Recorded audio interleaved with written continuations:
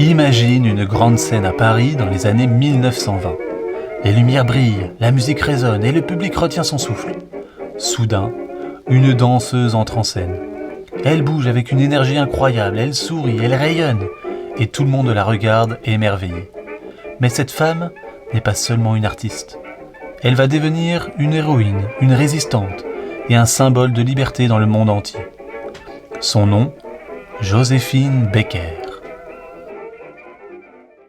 Joséphine Baker naît en 1906 à Saint-Louis, aux États-Unis. Son enfance est difficile, sa famille est pauvre et elle doit travailler très jeune pour aider à vivre.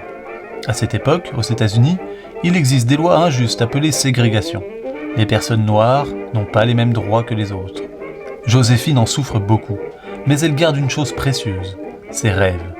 Elle adore danser, chanter et faire rire les gens. Très jeune, elle monte sur scène dans de petits spectacles. Et même sans le savoir, elle commence déjà à changer le regard des autres grâce à son talent. Dans les années 1920, Joséphine prend une décision courageuse, quitter son pays pour tenter sa chance en Europe. Elle arrive à Paris et sa vie change complètement.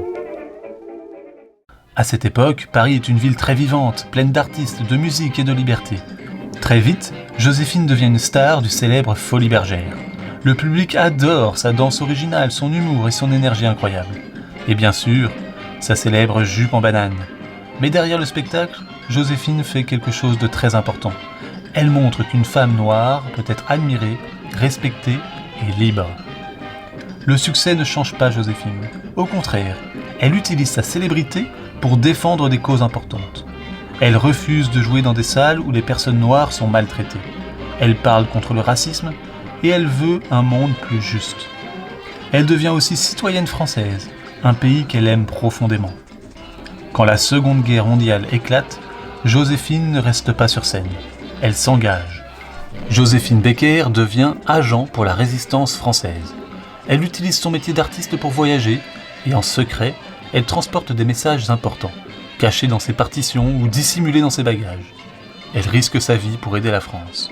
Grâce à son courage, elle reçoit plus tard des décorations importantes, comme la Légion d'honneur.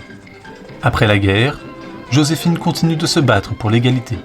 Elle retourne aux États-Unis et participe au mouvement pour les droits civiques aux côtés de Martin Luther King Jr. Mais elle fait aussi quelque chose d'unique. Elle adopte 12 enfants venus du monde entier. Elle les appelle sa tribu arc-en-ciel.